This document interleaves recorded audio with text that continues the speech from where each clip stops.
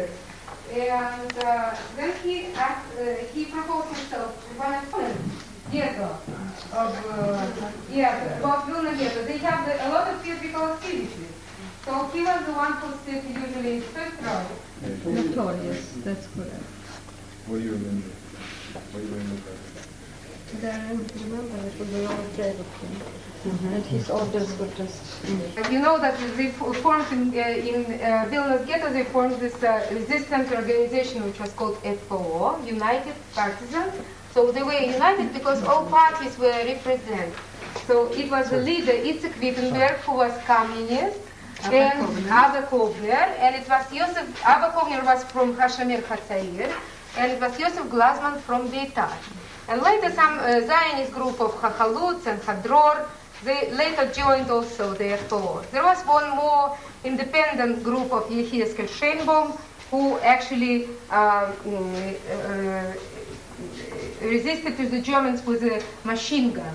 It's the famous revolt when they fought that it's a liquidation of the ghetto, but it was a group of Germans who came into the ghetto to collect people for the working camps in Estonia. Yes. This I remember vividly, that gate where we used to come out of the gate, into the gate from work. And those policemen, the Lithuanian policemen were probably bribed, I don't know the details, but the Jewish policemen took chances and risks, and as you can see, even children, they used to smuggle a bit of food or anything, and they used to close their eyes and let through the... Yes. On the other hand, when Lubitskaya, the singer, yes? Lubotska was found with a handful of the grain or something she was trying to carry. She was sent to Panar only for that. Theater, withdrawing troops of the Germans, they were also... Labai ačiū, ponas Karosai, viso gero.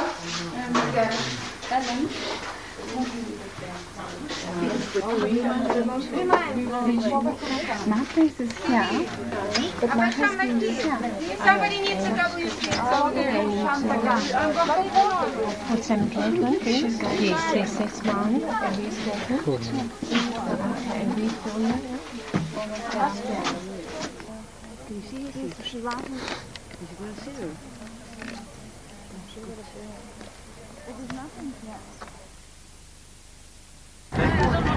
Here are some dilapidated old homes right outside the front of the forest.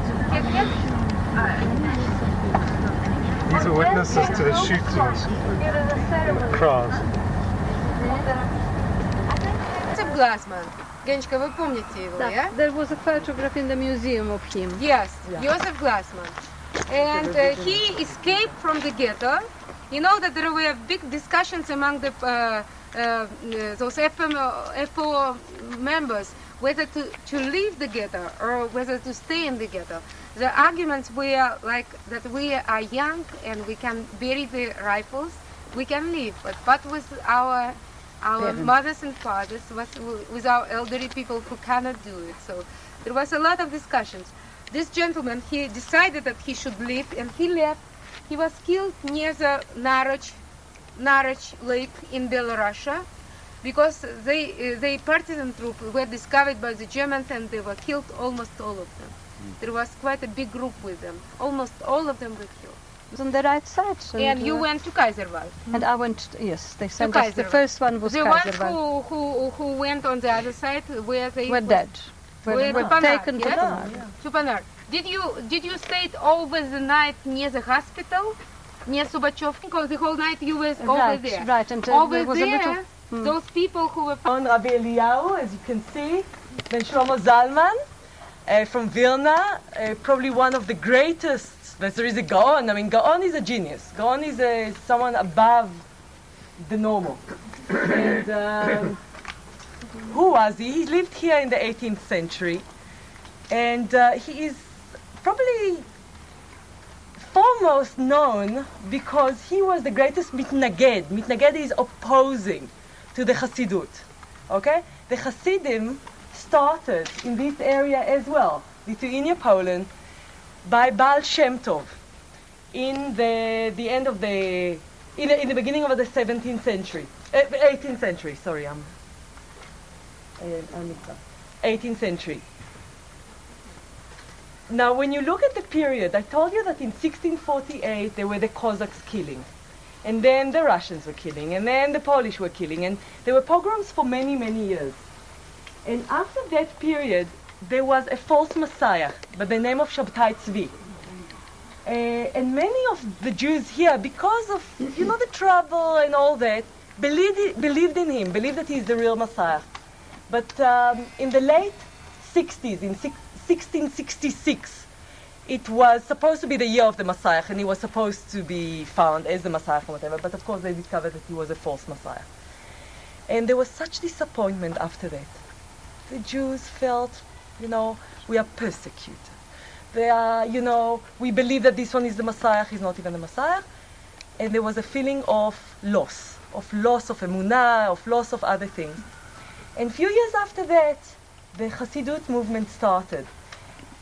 As probably on the footsteps or historically after this period. The Hasidut believed just very shortly in Simcha from the heart.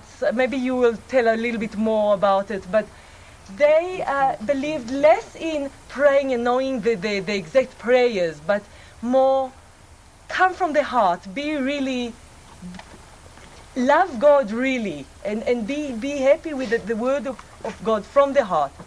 Now, the problem was that Am Israel, for years, how did it continue? From studying the Torah, from morning to night, for praying and not doing the Hasidic way.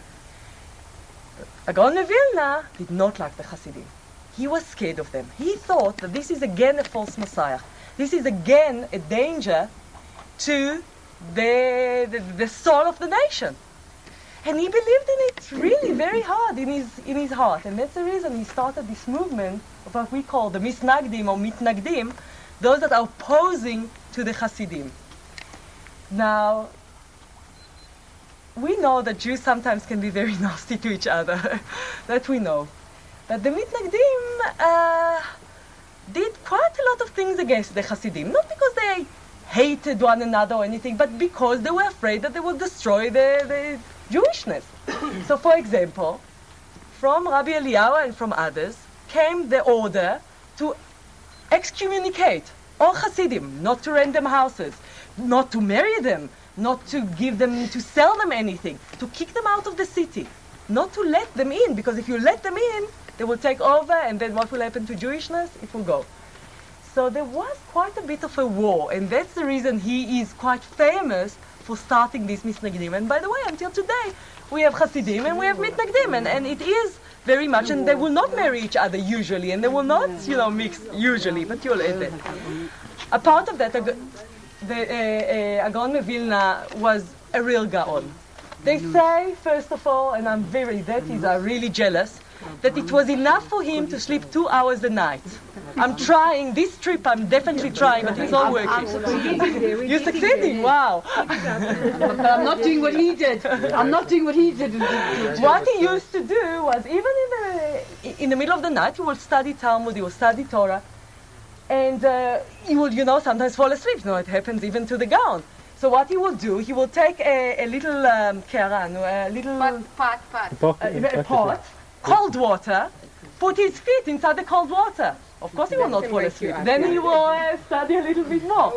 And that's how he kept awake, and he studied not only Torah, he was great in languages, in math, in astronomy, in many other things. He was a real genius. People from all over came to speak to him, to learn from him. He was regarded and is regarded until today as one of the brightest lights of Judaism. And I think that this is the time for Michael to add a little bit in Malka about the... Zikaron, it's near Tamit over here. Yeah. It's still there? Still there, yeah? One. So, who is... Came back to the fold. They were actually becoming like a fringe movement. They were becoming a totally fringe movement. And because the Gaon of Vilna would not meet with them, they had to realize that they couldn't just be a movement that was for everybody, because you must understand, the Frumas in his time was for the elite only, and the general public, the Jews, were not learning Torah all the time.